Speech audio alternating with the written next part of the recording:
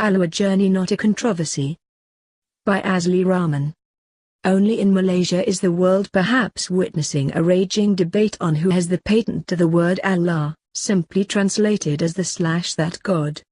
It seems to be a seasonal debate to get the political parties to wrestle over the linguistic or semiotic of the word, one that connotes and denotes the force of divinity that man has attempted to understand, revere, love, and fear yet can never comprehend. This is simply because we are in a matrix of truth and representation, and in a prison house of language unable to see what the ultimate reality looks like. What's in a name? Maybe nothing. Maybe everything.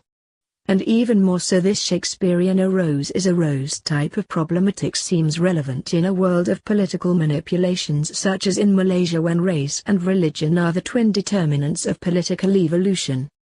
The debate on the origin of the word Allah is obviously interesting as a topic of dissertation or as an inquiry theme in fields such as biosemantics, biosemiotics, linguistic philosophy, philology, or the study of the transcultural flow of language, as yours truly embarked upon on the origin of the words Cyberjaya and Putrajaya in a dissertation submitted to Columbia University, a few years back.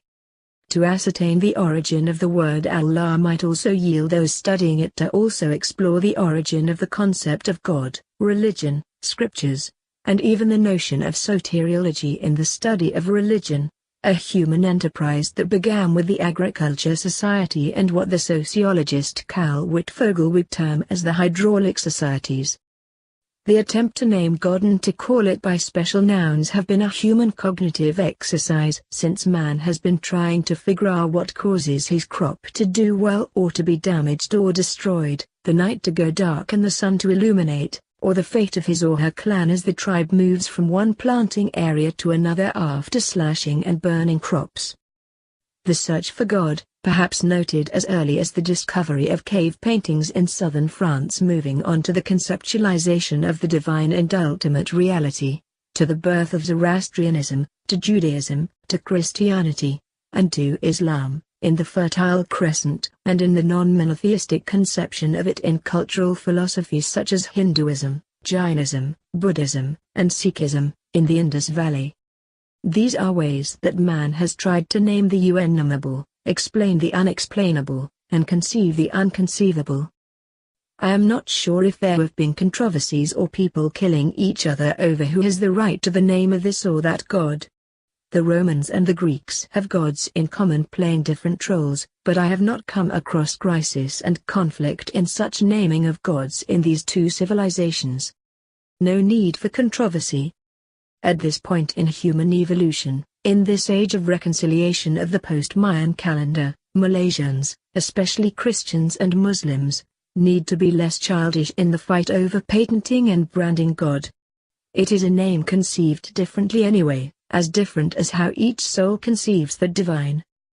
Multiple religion icons, whether one calls God Allah, the Lord, Brahma, Shiva, Vishnu, Bhagwan, Waheguru, Yahweh, or Hashem, or not call it anything at all but refer to it in mere silence and reverie, the ultimate aim is to connect, and hence the Latin term religio, which loosely means to connect. Herein lies the limits of language insofar as the naming of God is concerned. There is no reason to be locked into controversy, but all the reason should be to engage in exploring human creativity in trying to understand absolute or ultimate reality. Because we are social beings plunged into a world of materialism, and our existence always in dialectical opposition with world of appearance and reality, if we take the Platonic theory of forms as a framework of analysis, and because we are always engaging in a world of realism first and foremost, our focus needs to be on how to live a life examined as societies of human beings always empathic to the lives of others less fortunate, and to dwell on similarities rather than differences. We ought to focus on making sure fellow men and women are accorded the basics of life, food, shelter, clothing, and how these will contribute to the cultivation of dignity, rights, and responsibility. In Malaysia, this means people of all religious faith ensuring that caste and class in society is gradually, but surely abolished and that the rich will not become richer by any means manipulative and necessary. A wide-awake society that includes the ideological warring factions called the Muslims and Christians fighting over the word Allah ought to be aware of what will continue to divide and conquer them, so that their praxis or the act of translating theory, perspective to practice for the common good is not clouded or even debilitated. It would be necessary to allow any religion to use the word Allah. I would venture to say, if the word means everything good and brings them to do ultimate good. Muslims and Christians alike may perhaps need to do a philological and linguistic genealogical research of the word Allah or even the history of the word God itself in order to be more enlightened of the issues and attendant claims or ownership. Surprised they may be in discovering that we were once inhabitants of the Tower of Babel trying to figure out what word to use to name the nameless, and what shape to create to represent the formless. Until we Muslims and Christians come to this dialogical crossroad, the road to political manipulation in Malaysia is always paved with linguistic distortion in service of crypto-crony capitalistic intentions.